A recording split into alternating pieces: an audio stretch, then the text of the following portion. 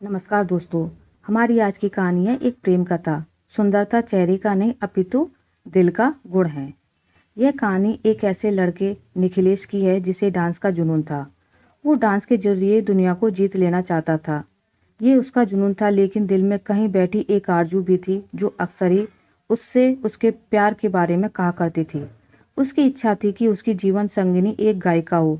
भले ही वो गायन में स्नातक ना हो, ना ही उसका पेशा गायन हो, लेकिन वो उसके लिए गुनगुना सके, उसके लिए चार शब्द ही हो पर गा सके। वो अक्सर ही भीड़ में उस आवाज़ को तलाशता रहता था। ना जाने उसके दिल को कौन सी उस आवाज़ का इंतज़ार था जो उसे इतने दिनों में कभी नहीं मिली थी। वो डांस के साथ साथ अपनी पढ़ाई में भी बहुत अच्छा था, इसलिए शहर के एक अच्छे कॉलेज में पढ़ रहा था। उसके पिता को उसका डांस बिल्कुल पसंद नहीं था, क्योंकि निखिलेश डांस के कारण उनके बिजनेस में सहयोग नहीं कर पाता था। निखिलेश डांस में इतना ज़्यादा घुस चुका था कि उसकी ख्याति भी शहर में एक अच्छे डांसर के रूप में होने लगी थी। कॉलेज में अक्सर उसे गुनगुनाने की आवाज़ सुनाई देती थी, जो उसके मन को विचलित कर देती थी। शायद यही वो आवाज़ थी जिसे वो ढूंढ रहा था। जब भी वो उस आवाज़ को सुनता उसका पीछा करता, लेकिन उसे कभी वो लड़की नहीं मिलती जिसकी वो आवाज़ थी। कई दिन बीत गए, उसे बिना देखे ही उस आवाज़ से प्यार होने लगा था।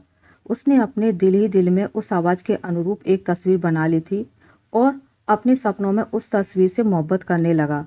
एक दिन उसे फिर से वही आवाज़ सुनाई दी। उसने भागकर देखा तो कॉलेज के बगीचे में दो लड़कियां बैठी थी। उसे आज वो लड़की दिख ही गई जिसकी आवाज़ उसके दिल दिमाग में छाई हुई थी। वो दोनों बहनें थीं जो हमेशा ही साथ रहती थीं। उनमें से एक का नाम आभा और दूसरी का नाम प्रतिभा था।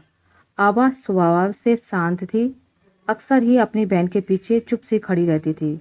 उसकी मुस्कान बहुत अच्छी थी, वो दिल की जितनी साफ थी। उसके चेहरे पर भी वही निर्मल भाव थे, लेकिन वो दिखने में बहुत साधारण थी।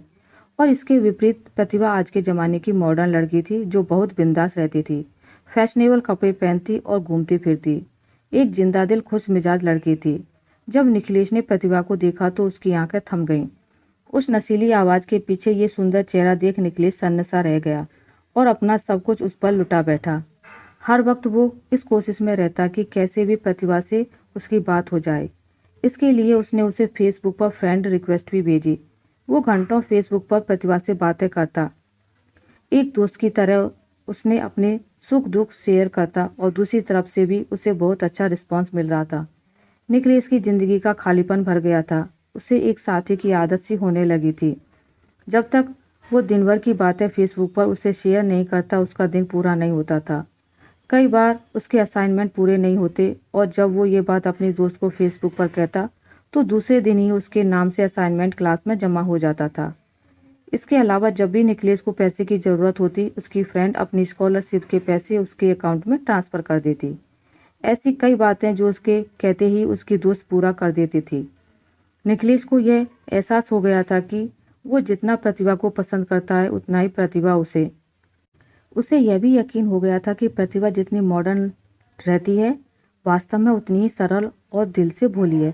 शायद इसी एक बात में निखिलेश गलती कर रहा था, क्योंकि फेसबुक पर वो जिससे बातें कर रहा था वो प्रतिभा नहीं, आभा थी। जिसकी आवाज़ से, व्यवहार से, अपनेपन से निखिलेश को प्यार था, वो आभा थी। लेकिन निखिलेश का मन उस बाहरी सुंदरता की तरफ आकर्षित था, जिसका मन उतना सुंदर नहीं जितना उसका था, जिसका चेहरा उतना सुंदर नहीं था। यह सिलसिला कई दिनों तक चलता रहा। आभा और निखिलेश दोनों ही एक गलतफहमी के चलते एक दूसरे के बहुत करीब आ गए। निखिलेश के एहसासों में प्रतिभा का चेहरा और आभा की आवाज़, उसका सुंदर मन, उसके विचार दिन प्रतिदिन गहरे होने लगे। और इसी तरह उसके डांस का जुनून भी बढ़ता गया, क्योंकि आभा, जो कि उसके लिए प्रतिभा थी, वो भी निखिलेश के डांस से बहुत प्यार करती थी। यहाँ तक कि निखिलेश ने अपनी प्यार की बातें अपने दोस्तों तक से कह दी थी। सब उससे हमेशा बोलते थे कि वो बहुत लकी है, क्योंकि उसे प्रतिभा जैसी सुंदर और मॉडर्न लड़की में वो सब गुण मिले जिसे वो हमेशा चाहता था।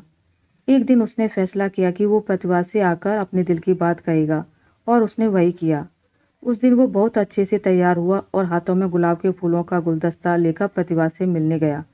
प्रतिभा अपने दोस्तों के साथ बैठी थी और वही उसके साइड में आभा भी थी।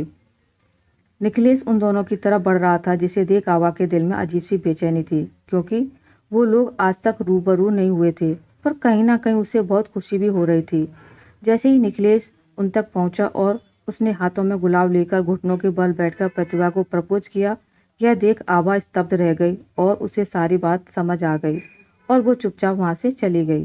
थोड़ी देर तक सब शांत रहा और एकदम ही प्रतिभा जोर जोर से हंसने लगी और उसने अपने दोस्तों के साथ मिलकर निखिलेश की बहुत हंसी उड़ाई और कहा कि तुम क्या सोचते हो, मेरे जैसी मॉडर्न लड़की एक नचैया से शादी करेगी? मेरी पसंद तो एक पैसे वाला बिजनेसमैन है। और उसने निखिलेश की बहुत बेइज्जती की। निखिलेश अपने गुस्से को पीकर वहां से निकल गया। तभी उसे आभा मिली। उसने निखिलेश से माफ़ी मांगी, उसे बताया कि फेसबुक पर वो जिससे बात करता था वो खुद आभा थी। यह सुनकर निखिलेश और गुस्सा हो जाता है और अपना पूरा गुस्सा आभा पर निकाल देता है। इसके बाद निखिलेश सब छोड़कर वहां से चला गया। वो अपनी बेइज्जती भूल नहीं पाया और उसने अपना डांस भी छोड़ दिया। अपने पिता की इच्छा अनुसार बिजनेस करने लगा। वो दिन रात बस काम करता। उसे बिजनेस में बहुत सफलता मिली, लेकिन हर रोज उसकी आंखों में वो एक दिन घूमता जब उसकी बेइज्जती हुई थी। उसको सभी ऐशो आराम मिला, लेकिन चैन नहीं। उसके चेहरे पर हंसी तभी आती जब उसे फेसबुक पर कभी आभा की कोई बात याद आती थी। दूसरी तरफ आभा भी उसे बहुत याद करती थी। एक दिन आभा को एक बहुत बड़े डांस कंपटीशन के बारे में पता चला। वो चाहती थी कि इसमें निखिलेश हिस्सा ले, लेकिन वो कैसे निखिलेश को इसके लिए मनाती। उसे निखिलेश के बारे में बस इतना पता था कि वो अब टाउन में नहीं है और एक सफल बिजनेसमैन बन गया है। आभा ये जानती थी कि निखिलेश कितना भी अमीर हो जाए, वो डांस के बिना खुश नहीं होगा और वो उसे ये खुशी देकर अपने मन का बोझ कम करना चाहती थी। इसके लिए उसने निखिलेश का पता इंटरनेट से निकालकर उसे एक शुभचिंतक, जो कि निखिलेश के डांस का फ़ैन है, के तौर पर एक लेटर भेजा, जिसमें डांस कंपटीशन का जिक्र था। असल में निखिलेश के डांस को सभी इसी तरह से पसंद करते थे, इसलिए निखिलेश को इस शुभचिंतक से कोई आश्चर्य नहीं था। निखिलेश डांस छोड़ चुका था, उसने बस लेटर पढ़ा और रख दिया। लेकिन आभा को पता था निखिलेश को कैसे मनाना है। उसने कई लेटर और कई तस्वीरें भेजी जिसमें निखिलेश के डांस के प्रति प्यार का प्रमाण था, जिसे देख निखिलेश का दिल पिघलने लगा। और आभा ने जब तक यह सब किया जब तक कि निखिलेश ना मान जाए, और निखिलेश को मानना पड़ा। निखिलेश ने फॉर्म भरा और जमकर तैयारी भी की। उसके चेहरे पर शांति और खुशी के भाव थे, जिसे परिवार और ऑफिस के लोग समझ रहे थे। वो दिन आ गया जब कंपटीशन था। निखिलेश ने बहुत अच्छी परफॉर्मेंस दी और वो जीत गया। जब उसे पुरस्कार मिला तब सबसे आगे आभा खड़ी ताली बजा रही थी।